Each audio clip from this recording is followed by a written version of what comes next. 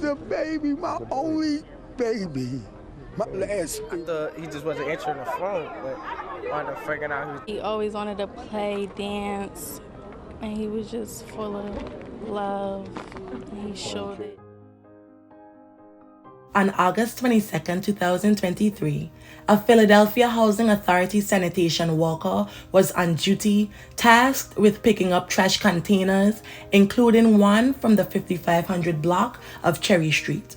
Among the containers, one was loaded onto the sanitation truck. The workers completed their pickups for the day and, as was customary, took the truck back to their housing facility at 5500 Haverford, where it was parked overnight. The next day, the sun rose, and it was just another day for the sanitation workers as they returned to their job. After they left to gather more trash, unfortunately, one of the containers overturned. Philadelphia police swiftly responded to a radio call from the sanitation workers.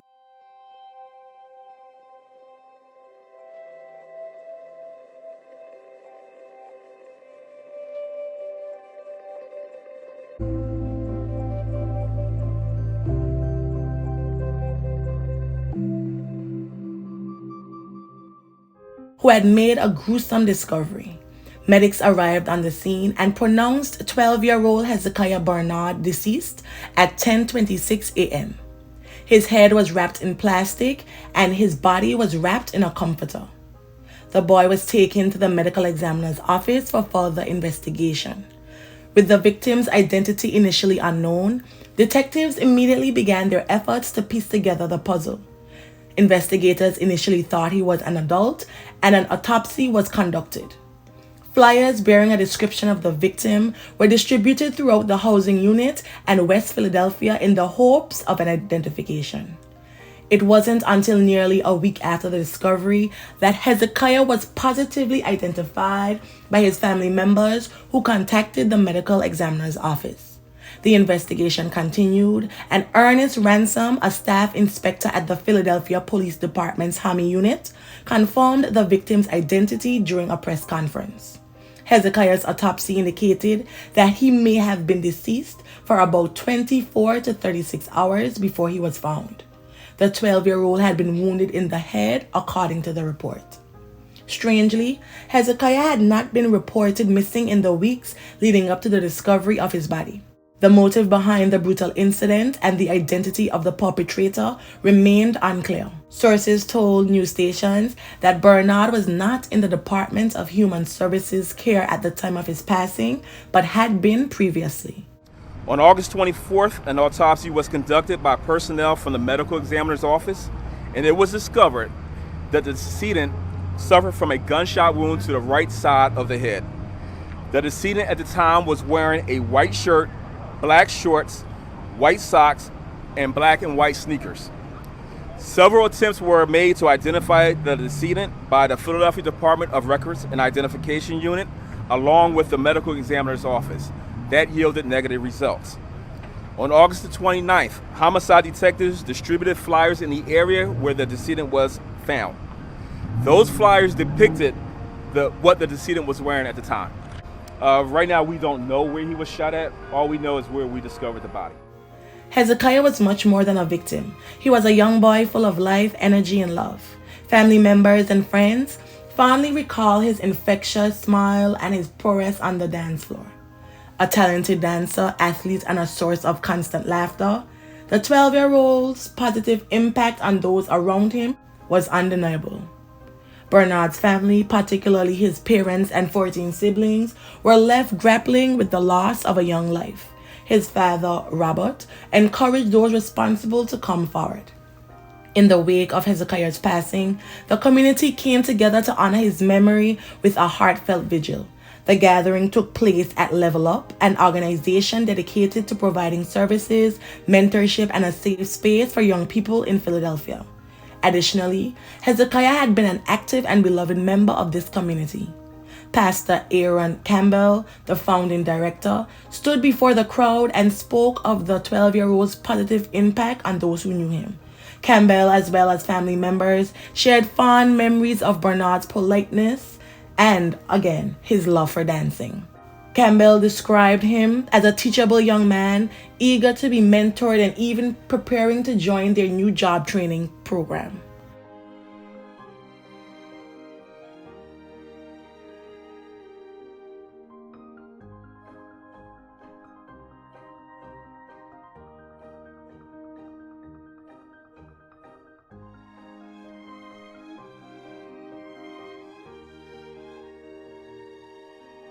I'm asking for a moment of silence. Yo, we're showing our cities the power of our youth. We can come together in love. We can come together and reflect and share. We can come together and cry, right? And heal together, right? Yo, I'm so proud of each and every one of y'all for coming out tonight. And as y'all know, Hezekiah, right? That's a nephew to me, right? That's a level up nephew to y'all. Friend, brother, cousin, right? Nephew to some here, you know? Tragically murdered. The important thing is, you know, we have to, only thing we can control is our heart, right? We can't control another person's heart. His mother, Dolores Davis, expressed her anguish at the loss of a child. We got to talk about that. All we can do is take our own temperature, and you take it one day at a time. You're going to feel all different emotions today, tomorrow, next week, all different emotions. But yo, repeat after me. Say one day at a time. One day at a time. One day. The baby, my only baby.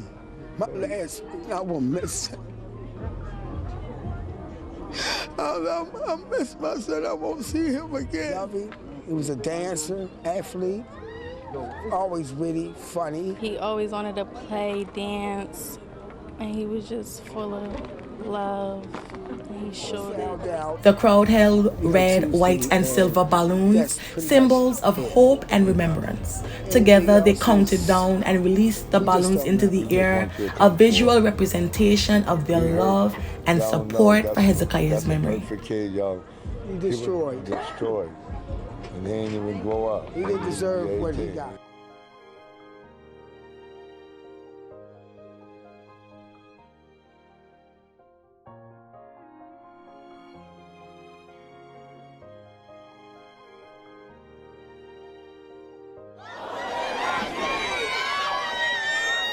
He gone, but he ain't gonna never be forgotten. I thought he just wasn't answering the phone, but when I figured out he was dead, they put him in a dumpster. Like, it was out of pocket. And more than a month after Hezekiah's tragic passing, his mother, Dolores Davis, opened up to the media, revealing that Philadelphia's Department of Human Services a lot. I cried a lot because I looked at him as like my own blood. He's so young, just wow. Had taken custody of the boy about 18 months prior due to undisclosed issues at home. He was his mother's 14th and youngest child.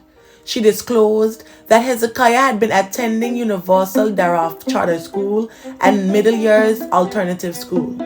Almost immediately after entering DHS custody, he began displaying chronic runaway behavior, fleeing from every home and facility where he was placed.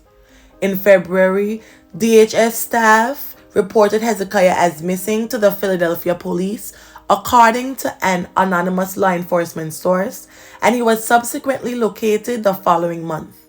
Following this incident, a judge decided to reunite Hezekiah with his mother, hoping that being with family would deter him from running away again.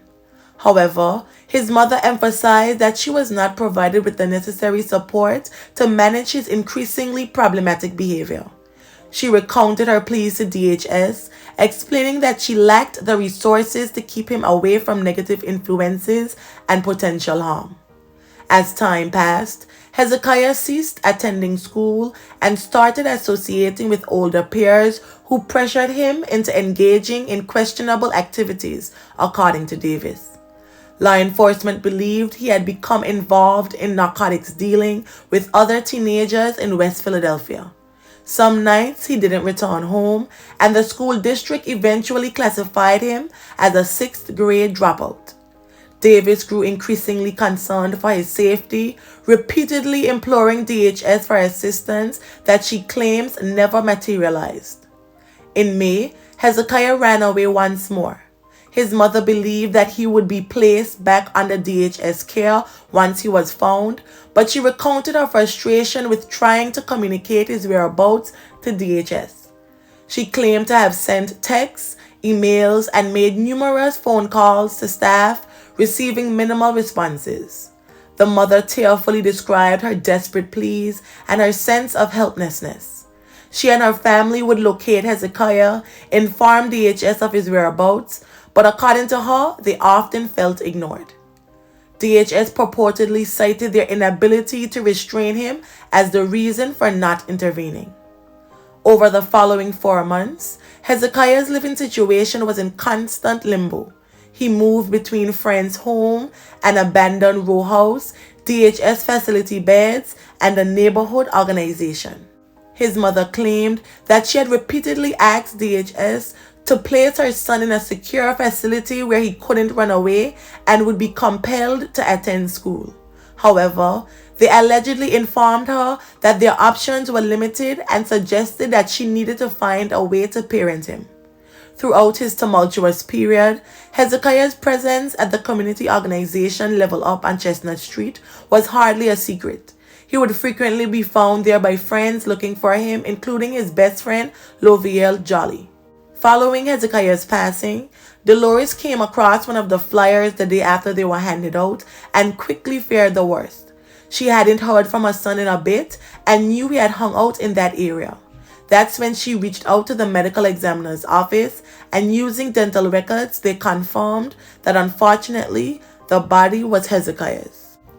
Just 10 days later, Tysheer Hankinson, a 16-year-old resident of Upper Darby, Pennsylvania, met a violent end. Earlier in 2023, the teen survived being wounded in the face on a SEPTA platform and even did an interview with a local news station. It was September 2nd when discharges rang out just before 1 a.m. on the 5400 block of Poplar Street in West Philadelphia, located about a half mile from where Hezekiah's body was dumped.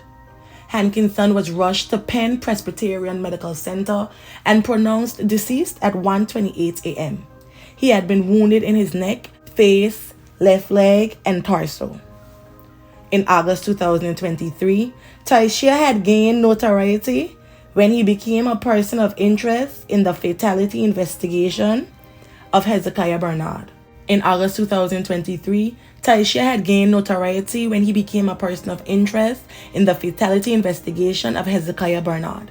The circumstances surrounding Hankinson's connection to the fatality were surrounded by speculation and rumors that circulated on social media. It started when he posted an Instagram video stating, quote, "Rip Hezi," before Hankinson was even found gone. The video also depicted Hankinson allegedly appearing to wear a bloody left shoe.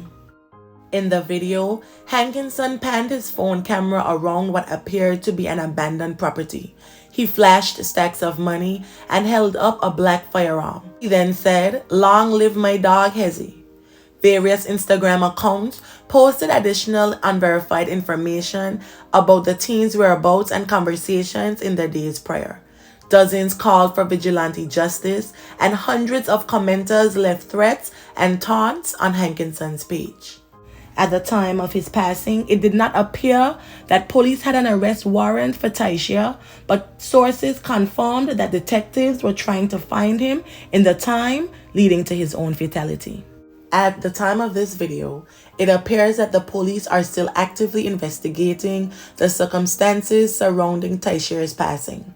They are exploring two main theories: whether Hankinson was taken in retaliation for Hezekiah's tragic passing, or if he was silenced by someone who may have been involved in Hezekiah's fatality to prevent him from cooperating with the authorities.